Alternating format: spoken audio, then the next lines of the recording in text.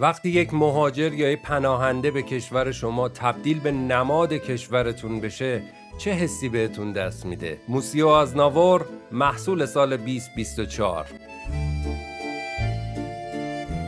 سلام، به سینما رو هوا خوش اومدید. امیدوارم حالتون خوب و خوش و مشتی باشه. امروز اومدیم سراغ فیلم آقای موسیو آزناور یا همون آقای آزناور.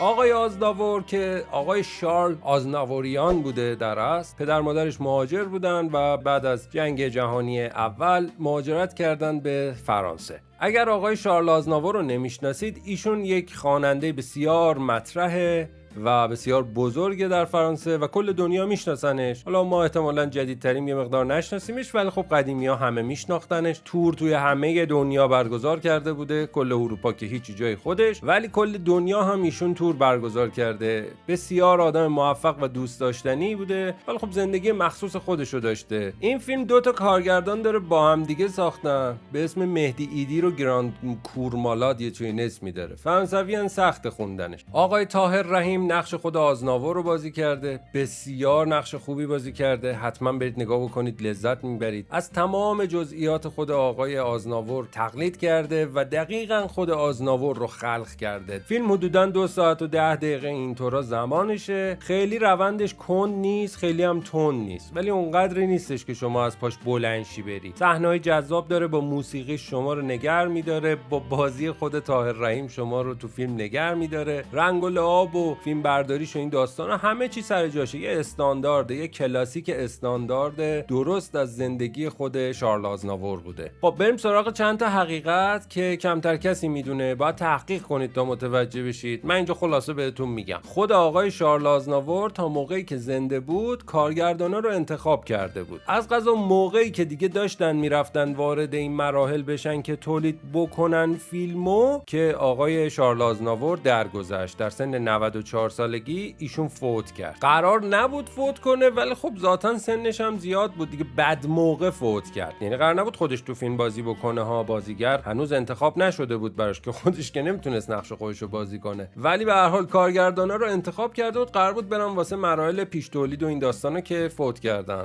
آقای طاهر رحیم بازیگر خود آزناور توی فیلم تمام آوازها رو خودش خونده. این چیزیه که بقیه فکر میکنن صدای آزناور گذاشته شده روش. یعنی صدای آزناور رو نذاشتن که ایشون لب بزنه، ایشون واقعا داشته میخونده و توی سکانسایی که داره پیانو میزنه خودش پیانو زده. تمام اداها و اصول این آدم رو که روی صحنه اجرا میکرد رو رفت همش رو تقلید کرد. اون حرکت‌های دستاش، چرخشاش، اون پوزاش، اون اجراهایی که روی خود صحنه داشته، همه رو رفتش اداشونو در آورده و به قدری تونسته اینا رو ماهرانه انجام بده. شما اگه با نسخه‌های خود اجرای خود آزناور نگاه بکنید، بعضی موقع باورتون نمیشه. واقعا میفهمید که این طاهر رحیم این آزناوره و اینقدر به هم نزدیک و شبیهن. خانواده خود آزناور خیلی کمک کردن. بچه‌هاش و همسرانش، چند تا همسر داشت، بچه‌ها و همسرانش تونستن که خیلی کمک بکنن طاهر رحیمو و در انتها وقتی فیلم تموم شد و ساخته شد، خانواده‌اش به شدت شگفت زده شدن و باور نمی‌کردن اینقدر تونسته باشه این بازیگر دقیق و خوب نقش خود آزناور رو ایفا بکنه. یه مشکل بزرگی که طاهر رحیم داشت این بود که برای سن‌های مختلفی که قرار بود نقش آزناور رو بازی بکنه، باید گریم سنگینی میشد. یه پروتزای خیلی سنگینی روی صورتش کار می‌کردن و ساعت‌ها در حال گریم شدن بود. فیلمو نگاه میکنی با خودت میگی که چی گریمی نشده، خیلی فرقی نداره، ولی به شدت با قیافه خود طاهر رحیم فرق داره. این چهره‌ای که ازش ساختن انگار یه دور از نو آزناور تولید کردن. و خود نقش ادیت پیاف رو که یه خانومیه به اسم ماری جولی بوپ یه چنین چیزی نقشش رو اجرا کرده، ایشون هم گریم‌های بسیار سنگینی رو صورتش میشده و ساعت‌ها این دوتا میشستن تا گریم بشن. آقای طاهر رحیم وزنش هم خیلی آورد پایین، مجبور شد برای اینکه بتونه نقش آزناور رو بازی بکنه وزنش رو بیاره پایین. چه مشکلی وجود داشت؟ مشکل این بود که آزناور قدش کوتاه بود و لاغرتر هم بود. حالا طاهر رحیم هم قدش بلندتر بود، هم درشتر بود. حالا نه اونقدر درشت ولی درشتر. مجبور بود برای اینکه نقش ایشون رو بازی بکنه هم وزنش رو بیاره پایین، ولی قدش رو باید چیکار می‌کردن؟ قد آقای طاهر رحیم رو توی سکانس‌های مختلف مجبور شدن جورای مختلفی پایین‌تر نشون بدن. مثلا بازیگرهای قد بلندتر انتخاب کردن. خود طاهر رحیم رو جاهایی قرار دادن که یه مقدار پایین‌تر از بقیه بود، یا جوری فیلم برداری کردن که ایشون پایین‌تر دیده بشه. از ترفندهای قدو که نمیشه کاری کرد، مجبور شدن ترفندهای مختلفی بزنن، یه کفش متفاوتی براش درست کردن که قدش بیاد پایین‌تر. یه مقدار پاشنه داره ولی نداره، در از پاش میره میشینه توی خود همون کفشه، و کارهای مختلفی کردن تا ایشون رو متفاوت نشون بدن که قدش بیاد پایین. نمیشد اینجوری باشه که یه توی سری سکانس قدش بالاتر باشه از بقیه بعد یه جایی ببینیم پایین‌تره. یا اصلا قرار بود که نقش آزناور بازی کنه، آزناور قدش کوتاه بود، اصلا انقدر بلند نبود. یه نکته دیگه‌ای که خیلی حائز اهمیته، اگر به میکروفون ها توی طول فیلم دقت بکنید، با اینکه زمان داره میره جلو، میکروفون ها هم با زمانه دارن میرن جلو. یعنی اون میکروفونی که شما توی دهه‌های قدیمی میبینید با میکروفونی که تو اواخر میبینید فرق داره. یعنی انقدر دقت داشتن. یا حتی یه سکانسی داشت که خیلی برای من جالب بود. اینا از قطار جا میمونن، مجبور میشن با ماشین برن. یه نکته‌ای رو میگه خود اونجا آقای طاهر رحیم تو فیلم از شخصیت آزناور، میگه بیا ما با ماشین بریم زودتر میرسیم. قطارها خیلی خراب شدن ریلاش. نکته خیلی جالبی بود. چرا اون دوره‌ای که آقای آزناور خوانندگی میکرد و با خانم ادیت پیاف اینور و اونور میرفت، تازه فرانسه از دست آلمان نازی خلاص شده بود. زمانی که هنوز از دست آلمان نازی خلاص نشده بود، آقای شارل دوگل یا همون ژنرال دوگل فرانسه، اینا یه عالمه ریل خراب کرده بودن. فرانسوی‌ها ریل کشور خودشون رو خراب کرده بودن به خاطر اینکه بتونن نازی‌ها رو به دردسر بندازن. و بعد از اینکه خب این داستانا تموم شد، هنوز یه عالمه ریل وجود داشت که خراب بود. تو فیلم به این نکته اصلا شما متوجه نمیشین. میگه بیا از اینجا بریم چون اونجا اینجوری ریلا خرابه. من یه لحظه یادم افتاد که این دقیقاً تو همون زمانیه که این اتفاق افتاده بوده. اینقدر دقیق همه چیز رو، حتی نکات تاریخی رو قشنگ توش رعایت کرده. متاسفانه فیلم جایزه نگرفته ولی 4 تا نامزدی داشته تو جایزه سزار، بازیگری و طراحی لباس و صحنه و گیریم و این داستانا، که هیچ کدومو نتونسته بگیره. فیلم بسیار به لحاظ روایتی روایت مؤدب و معمول و معقولی داره. بسیار با ادب ساخته شده. بسیار شما توش احساس آرامش میکنی، اصلا احساس نمی‌کنی قراره بهت فشار سنگینی وارد شه. چشمات لذت میبره و از بزرگ شدن و به نتیجه رسیدن یک انسان از طول ابتدایی که بچگی خود آزناور رو نشون میده تا پیریش به شما قرار لذت رو القا بکنه. هر نیست اذیتتون بکنه، ولی خب با چالش‌های فیلم مواجه خواهید شد که دلتون یه قنجی بره، گریه کنید. من بسیار برای این فیلم گریه کردم. خیلی با آقای آزناور احساس همزادپنداری شدیدی کردم. شخصیت خاصی داشت. فیلم خب از ابتدا که این آدم با فقر میاد جلو، ما با رنگ‌های کدر و همچین خاکستری و سیاه و اینا طرفیم که خودش توضیحاتی میده توی فیلم خود آزناور راجع به لباساش، و تا انتها که میریم رنگ‌ها روشن و شیک‌تر و براق‌تر میشه. خب روند موفق شدن این آدم رو داره نشون میده. جالب‌ترین نکته‌ای که توی فیلم برای من وجود داشت این بود که خیلی به دست‌های آزناور دقت کرده بود. خیلی، یعنی مداوما ما در حال دیدن دست‌های آزناوریم که داره چه میکنه، از ابتدای بچگیش تا جوانیش تا پیریش، و مداوما فوکوس هایی میکشه روی این دست که نماد هم بالا رفتن سنشه، هم تبحر و اون هنر و اون اصالتشه. و در انتها میبینیم که چقدر کارگردان دقت کردن روی دستای آزناور و براشون چقدر جالب بوده. خود اجرای آزناور هم نگاه بکنید خیلی با دستاش داره بازی میکنه و از آرنج و بازو و اینا خیلی داره تکون میخوره، ولی کارگردانا خیلی روی خود دست‌ها دقت کردن. بسیار زیباست.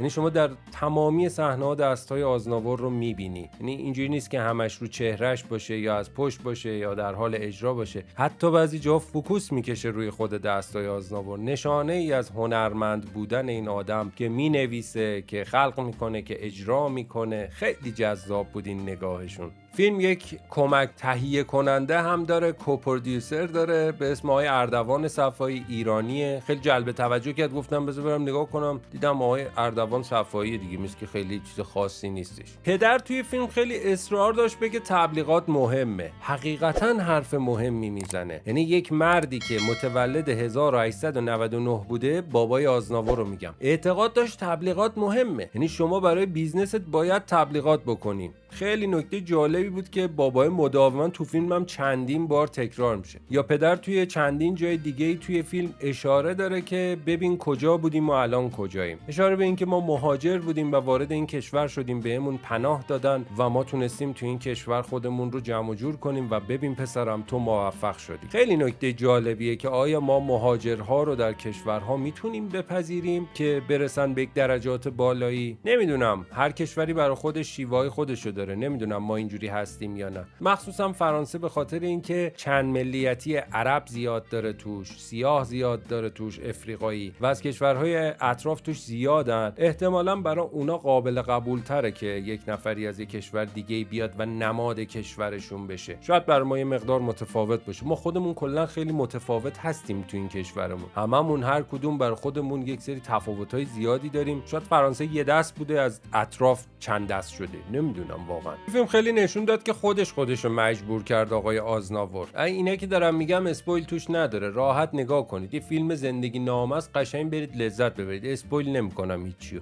خودشو مجبور کرد. یعنی توی یه سری موقعیت ها هم که شانسی افتاد، اونم زیاد نبود، یکی دو تا بود، ولی خودشو مجبور کرد و اعتقاد داشت که با کار زیاد میشه موفق شد. چرا میگم اسپویل نداره؟ به خاطر اینکه شارل آزناور دیگه هم میدونیم یه خواننده معروف، حالا می‌خوایم از ابتداش نگاه کنیم میدونیم تهش خیلی معروفه دیگه. من جای کلیدیش که اصلا نخواهم گفت، شما قشنگ با آرامش برید نگاه کنید. رابطه‌اش با پدرش بسیار رابطه خوبی بود، چیزی که برای اغلب ماها حسرت برانگیزه، یا حداقل برای خود بنده حسرت برانگیزه، ولی خب به هر حال رابطه با پدر برای موفق شدن به نظر من برای یک پسر خیلی مهمه که ایشون داشت. توی فیلم با آدم‌های بسیار مهمی ایشون ملاقات میکنه، با شارل ترنه، با ادیت پیاف، با سیناترا، با خیلیا دیدار میکنه این آدم و در طول زندگیش آدم‌های مهم زیادی رو میبینه. البته میره میچسبه به خانم ادیت پیاف و این اتفاقا واسش میفته. حالا اگه احیانا نمیدونید ادیت پیاف کیه، ادیت پیاف یه خانومی بوده تو فرانسه که همه میشناختنش به خاطر شعراش و خوانندگیش. ادیت پیاف فرض کنید ام